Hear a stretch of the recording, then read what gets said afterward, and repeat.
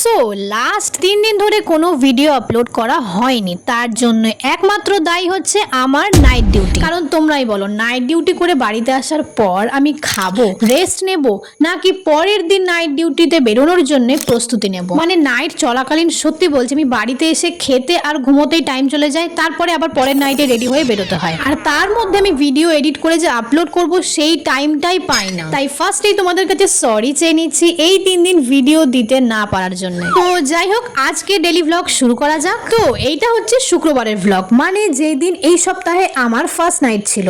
আর দেখো, first night মানে সকালটা তো আমি প্রায় ফ্রি বলা যায়, আর আমি ঘরে ফ্রি বসে আছি আর দোকানে আমার ডাক পড়বে না, এটা তো ইম্পসিবল, তাই না? তাই যথারীতি সকাল সকাল আমার দোকানে ডাক পড়লো, তাই সকালবেলা কিছুক্ষণ দোকানেই কাটিয়ে গেলাম। তারপর বাড়িতে এসে স্নান দান করে দিয়ে দিয়েছি একটা লম্বা চওড়া ঘুম থেকে উঠেই বসে গেছি আমার নতুন হেয়ার কাটের সাথে নিজেকে ফ্লেক্স করতে। অ্যাকচুয়ালি হেয়ার কাট করার সঙ্গে সঙ্গেই আমার চুলটা শেপে আসে। শেপ আসতে আমার 2 থেকে 3 দিন টাইম লাগে, আর এই 2 থেকে 3 দিনে আই থিঙ্ক আজকে একটু চুলটা শেপে এসছে মনে হচ্ছে। বাই দ্য ওয়ে, আমার মুখে এই হেয়ার কাটটা কেমন লাগছে সেটা কিন্তু তোমরা আমাকে কমেন্ট করে অবশ্যই জানিও। চলো, এবার চুল নিয়ে অনেক ক্যাত মারা হয়ে গেছে, আর বেশি ক্যাত মারতে গেলে আমি আজকে ডিউটির জন্য লেট হয়ে যাব। তাই তাড়াতাড়ি উঠে ডিউটির ব্যাগটা গুছিয়ে নিলাম, আর তারপর লাঞ্চ করে নিয়ে তাড়াতাড়ি করে রেডি হয়ে নিলাম আজকের ডিউটির জন্য। আর হ্যাঁ, তোমাদের আর একটা কথা বলি, আমি এখন যেখানে নতুন ডিউটি জয়েন করেছি এখানে প্রায় আমার 1 মাস হতে চললো। এর মধ্যে যে কটা নাইট আমি করেছি তার মধ্যে প্রত্যেকটা উইকে ফার্স্ট নাইট আমার খুবই বাজে যায়, আর সেই তুলনামূলক সেকেন্ড নাইটটা কিন্তু আমার একটু ভালো যায়। I mean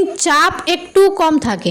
by the way, আজ হলো আমার ফার্স্ট নাইট, তো জানি না আজকের নাইটটা কেমন যেতে চলেছে আমার। যাই হোক, তাড়াতাড়ি রেডি হয়ে বেরিয়ে টাইম মতো বাস ধরে নিয়েছি, আর ঠিক টাইমে ডেস্টিনেশনে পৌঁছেও গেছি। ও হ্যাঁ, এত কথার মধ্যে একটা কথা তো তোমাদেরকে বলাই হয়নি, আজ হচ্ছে উল্টো রথ। আর সেটা আমার মনে পড়লো কখন যেন, বাস থেকে নেমে যখন আমি দেখলাম যে রাস্তায় প্রচুর ভিড়। কিসের জন্য? না উল্টো রথ যাচ্ছে তার জন্য। আর দেখো, দেখতে দেখতে রথ তো শেষই হয়ে গেল, কিন্তু এইবার শুরু হবে দিন গোনা দুর্গাপুজোর জন্যে।